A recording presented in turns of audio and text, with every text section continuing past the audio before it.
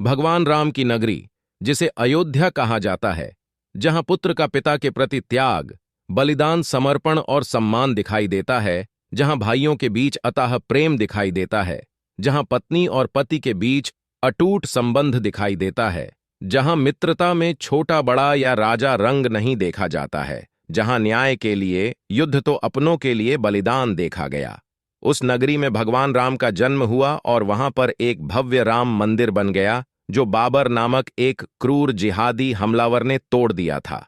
इसे बनाकर दोबारा तैयार करने में 5 सदियों से भी ज्यादा समय लग गया।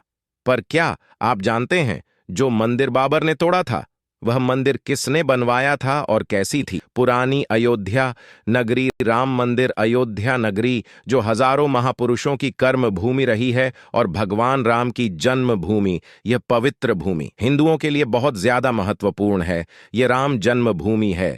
इस राम जन्म भूमि पर एक भव्य मंदिर बना था जिसे तोड़ दिया गया। चलिए जानते हैं कि पुराना राम मंदिर किसने बनवाया था। लेकिन उससे पहले वीडियो को एक लाइक करके चैनल को सब्सक्राइब करें, और यदि श्री राम के सच्चे भक्त हैं तो कमेंट में जय श्री राम जरूर लिखें। दोस्तों, आइए जानते हैं पुराना भव्य राम मंदिर किसने बनवाया था।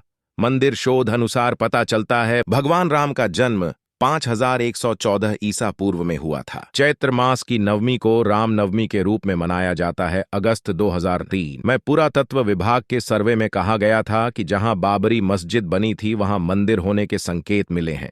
भूमि के अंदर दबे खंभे और अन्य अवशेष पर अंकित चिन्ह और मिली पोटरी से मंदिर होने के सबूत मिले हैं। भारतीय पुरातत्व सर्वेक्षण द्वारा हर मिनट की वीडियोग्राफी और चित्र चित्रण किया गया है। इस खुदाई में कितनी ही दीवारें, फर्श और खंभे बराबर दूरी पर स्थित 50 खाबों के आधार की 2 कतार में पाई गई थी। एक शिव मंदिर भी दिखाई दिया। GPRS रिपोर्ट के अनुसार सर्वेक्षण विभाग की रिपोर्ट उच्च न्यायालय के रिकॉर्ड में दर्ज है। 30 सितंबर 2010 को इलाहाबाद उच्च न्यायालय की लखनऊ खंडपीठ ने विभाजित ढांचे को संबंध में ऐतिहासिक निर्णय सुनाया।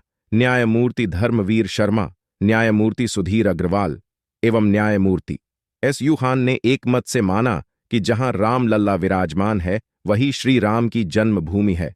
सबसे पहले जानते हैं कि कैसी थी अयोध्या नगरी। पहले कौशल जनपद की राजधानी थी। वाल्मीकि कृत रामायण के बालकांड में इसका उल्लेख मिलता है कि अयोध्या 12 योजन लंबी और 3 योजन चौड़ी थी।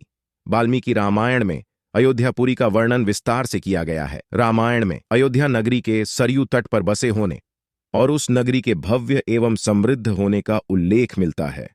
वहां चौड़ी सड़क और भव्य महल थे, बगीचे और आम के वृक्ष थे और साथ ही चलने वाले बड़े बड़े स्तंभ थे।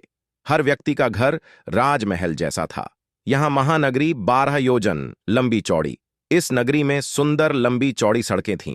इंद्र के अमरावती नगर की तरह महाराज दशरथ ने अयोध्यापुरी को सजाया था। क्या था?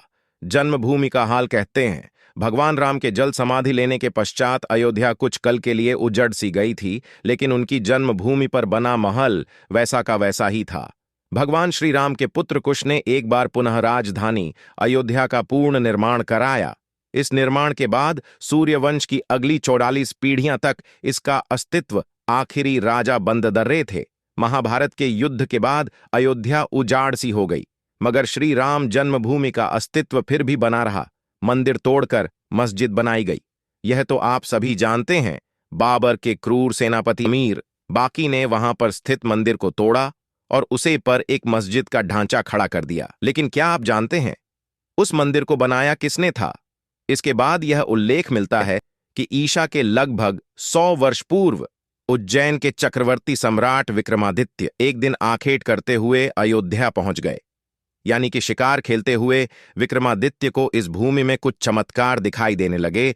तब उन्होंने खोज आरंभ की और पास के एक जोगी व संतों की कृपा से उन्हें ज्ञात हुआ कि वह श्री राम की अवध भूमि है।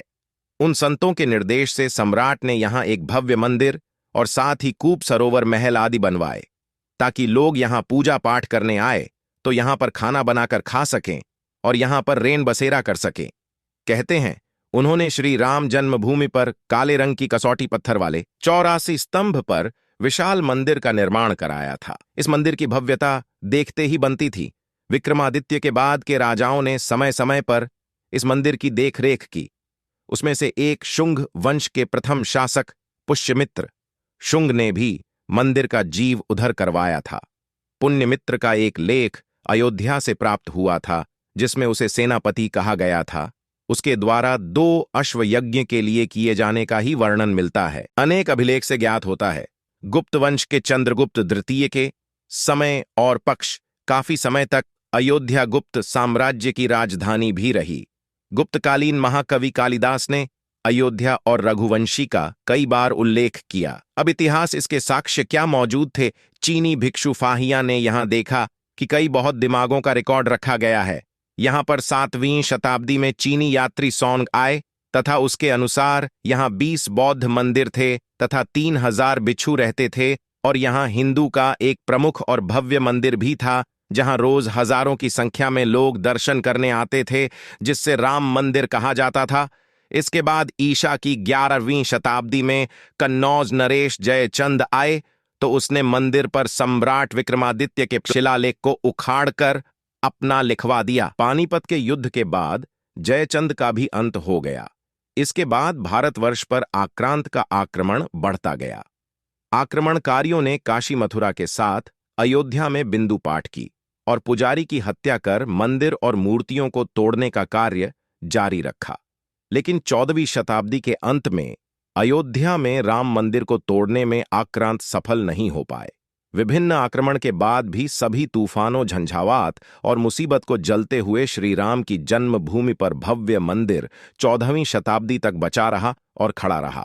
कहते हैं सिकंदर लोदी के शासनकाल के दौरान यह मंदिर मौजूद था। अंततः 1527 से 1528 में अयोध्या में स्थित भव्य मंदिर को तोड़ा गया और उसकी जगह बावरी ढांचा खड़ा कर दिया गया। कहते हैं मुगल साम्राज्य के संस्थापक बाबर के एक सेनापति ने बिहार अभियान के समय में श्री राम के जन्म स्थान पर स्थित प्राचीन और भव्य मंदिर को तोड़कर एक मस्जिद का ढांचा खड़ा कर दिया, जो 1992 तक विद्यमान रही। बाबरनामा के अनुसार 1528 में अयोध्या पड़ाव के दौरान बाबा मस्जिद निर्माण का आदेश दिया गया था। परंतु अब हमें गर्व है कि इतना सब होने के बाद भी राम मंदिर फिर से उसी स्थान पर बना और 22 जनवरी 2024 को रामलला की प्राण प्रतिष्ठा हुई। हमारी पीढ़ी सबसे सौभाग्यशाली पीढ़ी है जो राम मंदिर को बनते हुए देख पाई। भले ही हमने 5 सदियों तक प्रतीक्षा की है, लेकिन फिर भी इससे संतोष महसूस करते हैं कि हम वह जो बनता हुआ राम मंदिर देख रहे हैं। और 22 जनवरी 2024 को यहां पर रामलाल की मूर्ति की प्राण प्रतिष्ठा हुई, जिसमें इस दिन पूरे भारतवर्ष में हर्षोल्लास के साथ दिवाली मनाई गई। क्या आप इस दिवाली में शामिल हुए थे? कमेंट करके बताएं। जानकारी अच्छी लगी हो तो इस वीडियो को लाइक करके चैनल को सब्सक्राइब करें और इस वीडियो को अपने दोस्तों के साथ जरूर शेयर करें।